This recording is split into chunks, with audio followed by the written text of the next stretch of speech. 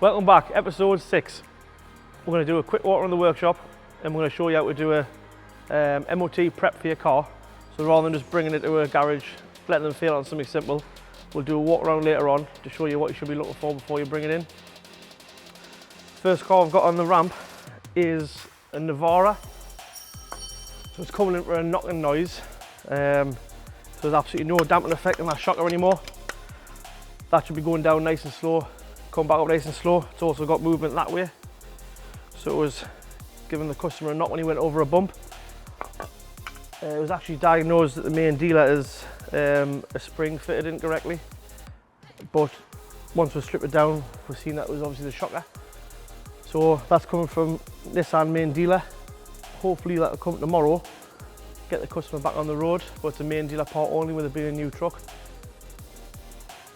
This is another Audi Q5. We showed you Andy doing a clutch and flywheel on one of these on a previous episode. This is exactly the same thing. So there's basically your drive plate, and you've got your flywheel behind that, then your clutch, external cylinder. There's your two drive shafts going there. This model's a Quattro, so it's got the prop shaft at the back. And he's put the clutch and flywheel in there. You then put the gearbox back in and lift the steering rack back in.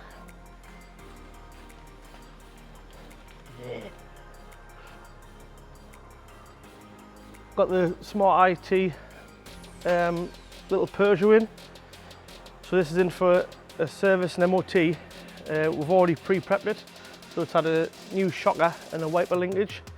So we'll go through a couple of things what you should be checking really on your car before you drop it off an MOT to save you some time and money. So we'll start off inside. So inside, obviously you want to just make sure, just check your seat belts, make sure your dog hasn't just chewed the living daylights out of it. It should come out nice and retract. They should all plug in into there. You should be able to pull that and it should release without any problems. Do the same with your passenger side. Check, make sure your sun visors are all secure, nothing can just fall down in front of the windscreen. So once it's running, you should be able to start it up. All the lights should go out. That should be, so the only light left on here is obviously to tell us that the door's open and the handbrake, and to stick your seatbelt on once you drive away. So you should be checking for screen wash. So you should have plenty of screen wash in, and your wiper should clear the screen. It shouldn't leave any big streaky marks or anything. Check your horn, and then just turn your lights on. So just want to make sure everything's obviously nice and secure. Walk around, just check the depth of your tyres. So when check the depth of your tyres, you should be checking just the centre 3/4 of the tread and make sure you've got above 1.6 millimetres, that's the legal limit. So in there's a little wear marker. Them wear markers are normally a 2 mil. Once your tyres flush that wear marker, that's when you need to start changing your tyres. We advise changing tyres at 3 mil, especially in adverse conditions, just to keep you stopping in a good distance. So you just stick your hazards on, go around, check all the bulbs. So you've got your headlight, your side light, and the indicator on. Number plate, nice and clear. So you just check your wipers, just take them off, run your finger down them, make sure there's no splits or cuts or bits of rubber hanging off. They're all good. Just make sure doors open all right, inside and out. Rest of that's all right. Make sure you've got access to the back on a cars. Same again with your rear ones. You want to just check, make sure there's no cuts or anything in the side wall. You just run your hands around, make sure they're not flat. Just check the pressures. If you can't see through the wheel, make sure your brake pads aren't touching the metal or anything. You need at least 1.5 mil of brake pad on there. So you got your number plate lights, check them. Got your side lights on and the indicators. And then I'll go and press the brake. You want to check, make sure the brake lights work.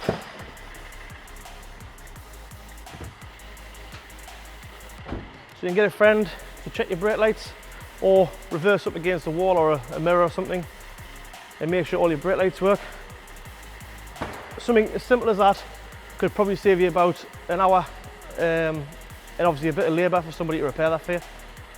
But St John's Ambulance here, this is in for a gearbox rebuild, but unfortunately Jimmy off the front desk, he hasn't been feeling so well lately, so Jimmy's getting a bit of a diag. Are you alright there, Jimmy? Always busy. Oh, Jimmy, oh, good lad. Jimmy's always busy. Even when he's sick, Jimmy's always busy. We've got a parcel van from North East Parcel Service. This is in for a boost leak. There's a split hose that goes from the intercooler. So basically your turbo pressurizes the inlet system. If that pressure goes, it'll stick a warning light on the dash. So this is coming, obviously there is a fault with it, the boost, or that the turbo is not working effectively. So we've looked, turbo's working perfect. There's a split in the boost pipe, so we're gonna get that repaired. I think it wants a new door hinge, so that's obviously swung around in the wind and it's damaged all the wing and the door hinge. So we're gonna come back around here and see this Caddy van. That's 2016 Caddy. So we've had in a previous video as well, I've had a Golf, which is a very similar platform for a bonnet cable. So this is exactly the same. So basically the cable joins into here, and what happens is this wears and lets the cable come out, so then you can't open the bonnet. So you buy that bit there from VW by itself, that clips under here, down your bonnet catch and into the cab. So we've fit a new bonnet cable. It's going to get distant pads at the front and an AdBlue top up. So this vehicle has been with us before as well. So this time it is in for a handbrake module. I'm sure last time I had this vehicle in, I mentioned that, you know, for one of the best driving cars, that they constantly seem to be getting extra work at the garage. So the handbrake module's failed on this, so Callum stripped all this down. So we've took the calipers off, the carriers, discs and the shoes to get down to where the handbrake cables are. So basically the cable goes up there, another one off the other side into the module. So when you pull the button to pull the handbrake on, it pulls those two cables together and clamps the shoes into the discs. That handbrake module will be here in the morning and I'll get built back up. This is the Subaru from KTD. So this came in for a non-running fault. We then got that running, that was all fixed. It then came in for new shockers and springs. Unfortunately we got supplied the wrong rear shockers. So there's his old one there. So it's obviously seeing better days, that. It's actually starting to leak and it's all corroded around the bottom as well. These top mounts, they're also not in the best of health. So we've got the correct shockers and springs now. We're just waiting on them top mounts. They should be here this afternoon. We'll get them done. He's also got his new anti-roll bars fitted. So fitting new anti-roll bars, new drop links. He's got his wheel spacers on there. So we'll be back to full power, and he should have the original handlebar as well.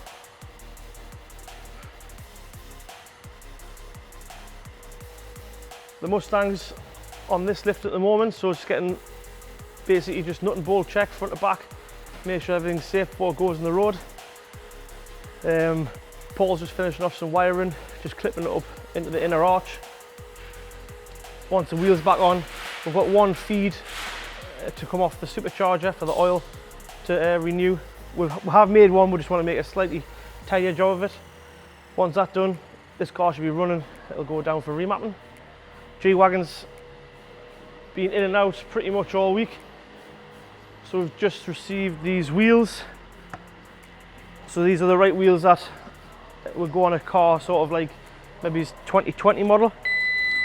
So we'll stick that set of wheels on there. That should change the look of that. New grills here, that's on. We've got some new headlight surrounds, a new bumper. I'm going to change these to the clear ones, and I've also got a mirror to go on because that's looking a bit tired for itself.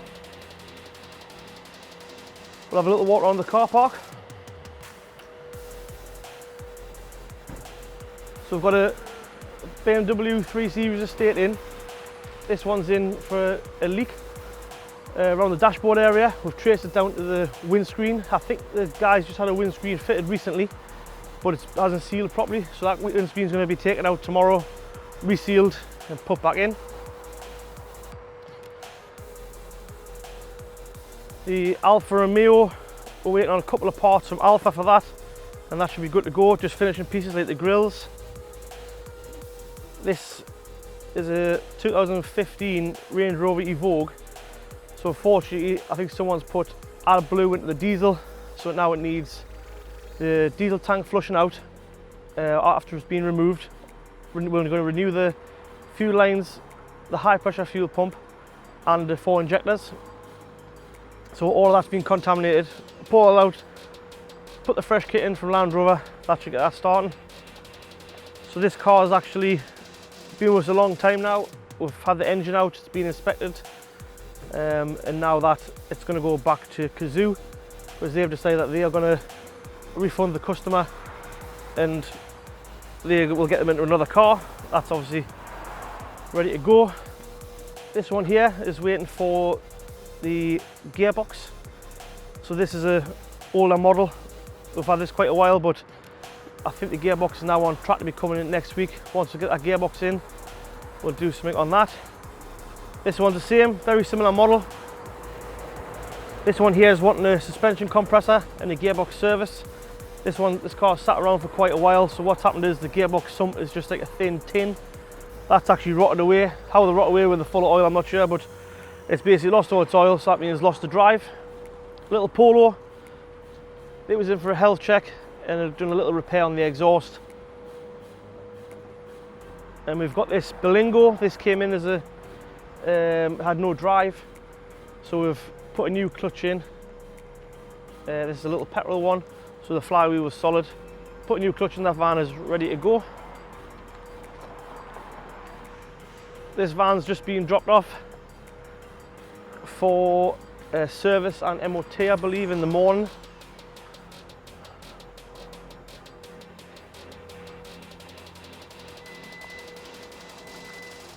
It's quite an old school Range Rover Sport supercharged.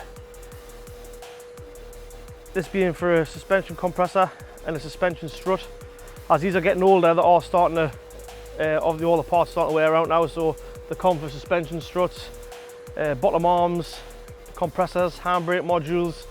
You don't get that many problems with the engines with these being a supercharged one, but the older diesels are starting to certainly bring on their own problems. There's a couple of cars there that we've just got authorisation for. They'll be coming to the workshop. That 370Z there, that's probably one of the nicest of the cheaper range of the Nissans made. It's like a little mini Skyline. That's it with pads and discs all round. It's got a really bad judder when you're on the brakes hard. The little Yeti is getting a coil pack and some leads. So that's got a misfire on 2 or 3 cylinders. So we've traced it down to the coil pack, and the leads have been rubbing against the rotor cover as well, so they're arcing out. This one was brought in just last night with no drive. This also needs a clutch. So I think Andy's probably on his 5th clutch already this week. This had a water leak. So the radiator had a leak on it, and a water pipe has also been rubbing against that radiator. So where the radiator has basically burst, it's rubbed on a water pipe. So we replaced the brand new radiator and a genuine set of water pipes. And we've got Jim from Dual Media. This is his Bandit. Jim's going to do a little review on this. He did pick a good day, obviously it's absolutely lashing down. The rain has stopped for 5 minutes, so if we get time, Jim's going to do a little walk around, tell you what he likes, doesn't like about the Bandit. There's probably not much that you can't like about a 1200 Bandit. I've rode this bike and many other 1200 Bandits, and they're a really good bike to have. If you want to see more bikes, less bikes, different cars, older cars, newer cars, just let us know. And remember that Liam Proudlock, he's received his £100 for the subscribers. So we've got 100 subscribers, we'll give away the £100. And remember, when we get 1,000 subscribers, we're going to give away £1,000. So remember, you've got to like it, subscribe to our page, and if you can share across your social media platforms to get more shares, that would be great. Remember, 1,000 subscribers I'm going to give you £1,000. Can't wait to see you next time. Cheers.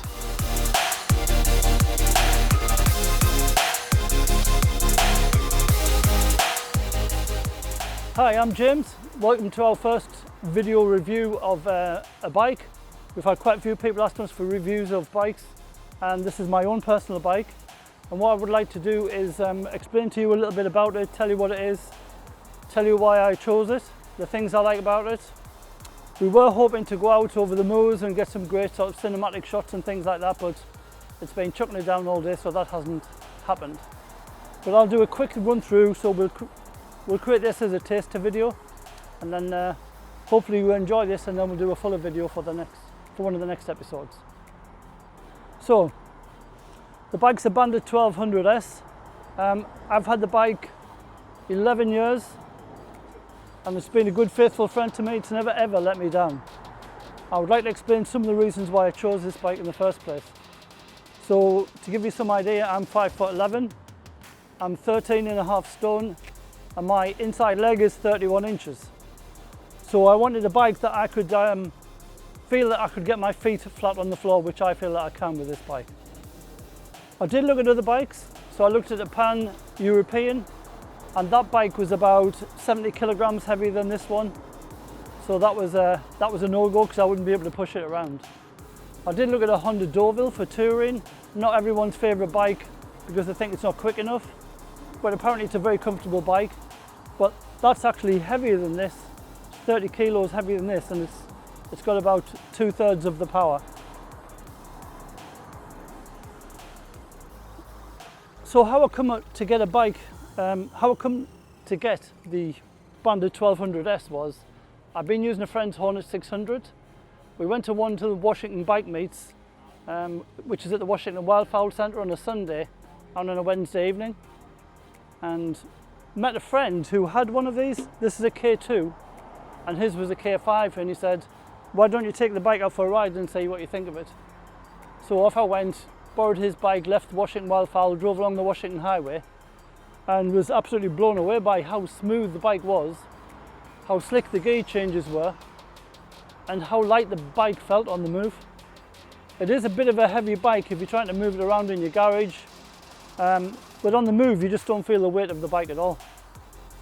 So I started looking for bikes on Auto Trader, and I found one, and I was looking for one that would actually have the luggage so that I could actually go away touring with it.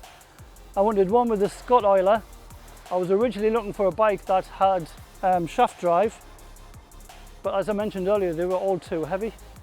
So I got one that had Scott oilers, so that would look after the chain. I wanted something with heated grips, which is what this has. And like I said, it's got the top luggage, which is brilliant. I'll show you. The thing I like about the top box is, wrong key, it takes a full-size helmet. It's normally dry, the box doesn't leak. This has been out while it was chucking it down, just so that you know.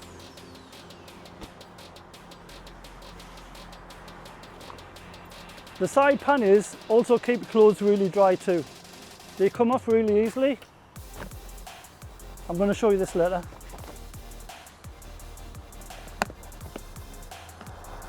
You just turn that, push the button, and you can lift these cases straight off. It's a really simple thing to do. So if you don't want to use these, if you want to filter through traffic and you don't want the extra width of the panniers, they're very easy to take off. I've travelled to the Isle of Man a couple of times on this bike. I've ridden through some heavy winds and lots of heavy storms, and my clothes have always been bone dry inside these Gibby panniers. I can really recommend them. Getting on to something else, put my helmet over there out of the way. Everybody's going to say you shouldn't do that, but I just have. Something I was always interested in was an Airhawk. I found that with this seat, I can usually sit on here about 2 hours and then my bum's really starting to ache and I've got to get off. So I bought a second-hand Airhawk because I know they're really expensive, and I paid 40 quid for this. It's not quite the right size fit for my bike, but I thought I'd get it and try it. It does make a difference, not a massive difference in my case, but it does make a difference. But what I found was that yes, you do have to be very particular about how you set it up. And so what it's got inside here are basically air pockets, and you unscrew this,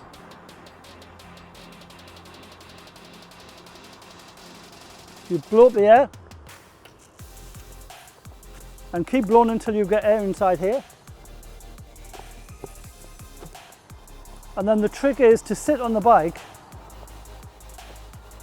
and you kind of got to release the air until you feel as if you're not quite sitting on your seat, but that you've got a very, very, very small layer of air between you and your bike seat, and it just takes a little bit of faff to get there, but once you do, it's very comfortable. So I actually found the product very good. The only thing is that I only managed to get out on it in 2 goes, and the straps actually snapped on here. It's a second-hand product, so I don't know how old this is. But I'm still using it, and it is comfortable. So some of the things that I like about the bike. Well, the first one is obviously the power. It's a 1200, I believe it's 100 brake horsepower. So it is a very fast bike. It's comfortable, and it's actually surprisingly economical if you don't drive like a lunatic. I looked at Motorcycle News and they say that you get a range of about 130 miles on this bike. I usually get about 160, something like that, unless I'm going absolutely crazy along a motorway, but I've never ever had less than 150. So I actually think it's quite an economical bike. It's cheap to run, it's cheap to insure, it's cheap to service. There's just such a lot of good things to say about the bike, and I would like to explain more of those actually while I was riding the bike, to give you some idea of what it was like handling wise. There are a couple of things about the bike that I find a bit difficult. Maybe it's related to my age or whatever, I don't know.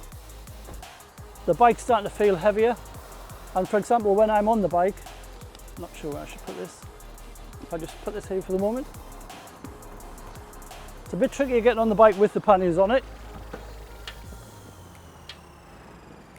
So as you can see, I'll just show you, I'm 5'11" and my feet are firmly on the ground.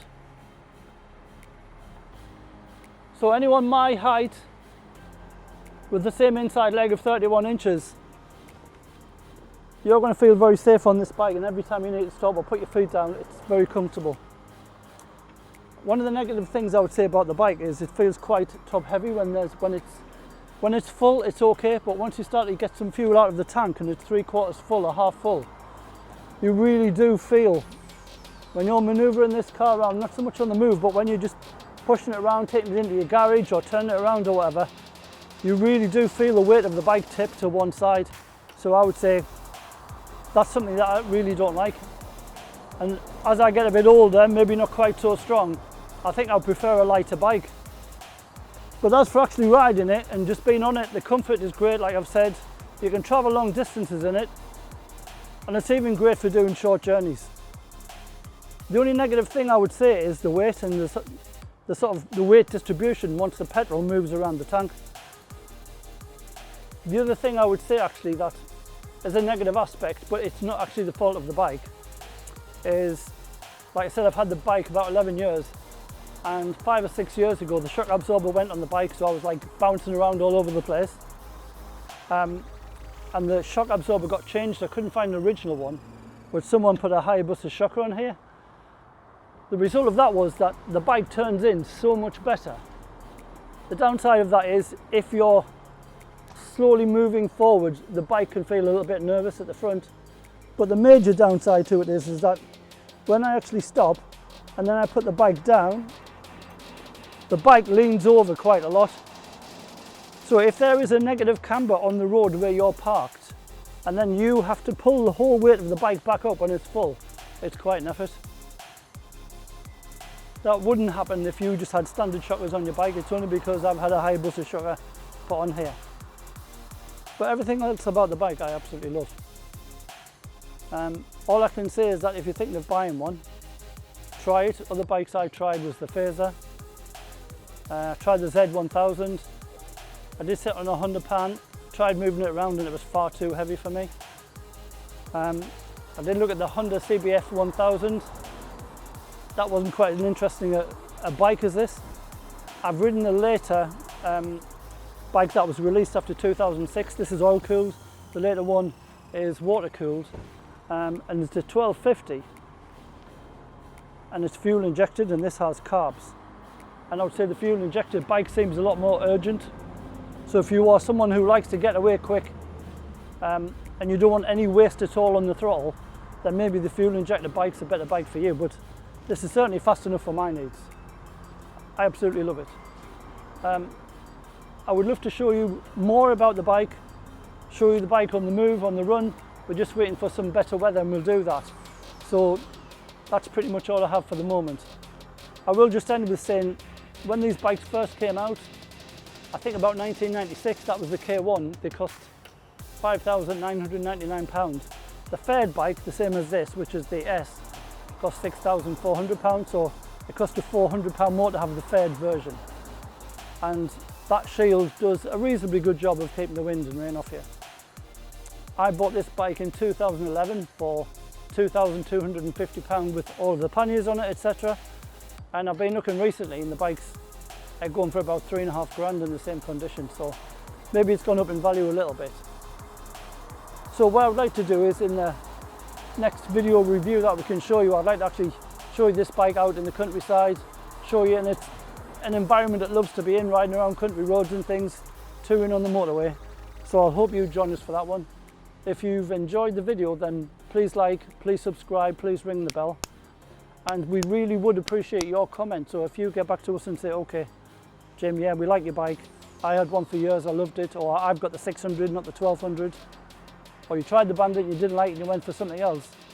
We'd really love to hear from you. Give us your feedback and let us know what you think. But for now, that's it for the moment. And we look forward to showing you more a little bit later.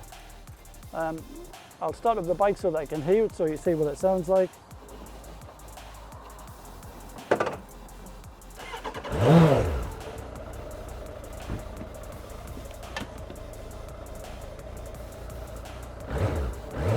It's cold. Ha! The bike's cold.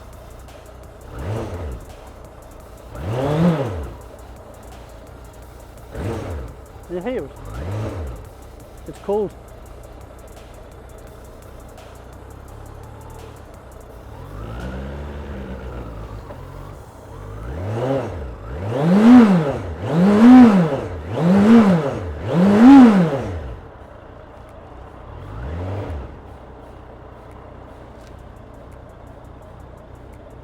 So, as I said, that's all for now. We really do appreciate you watching our videos. We really would love your feedback. So if you could tell us what you think, if you'd like me to tell you anything more about this bike, I will go into more detail in the next review. I would love to hear your feedback. Thanks for watching.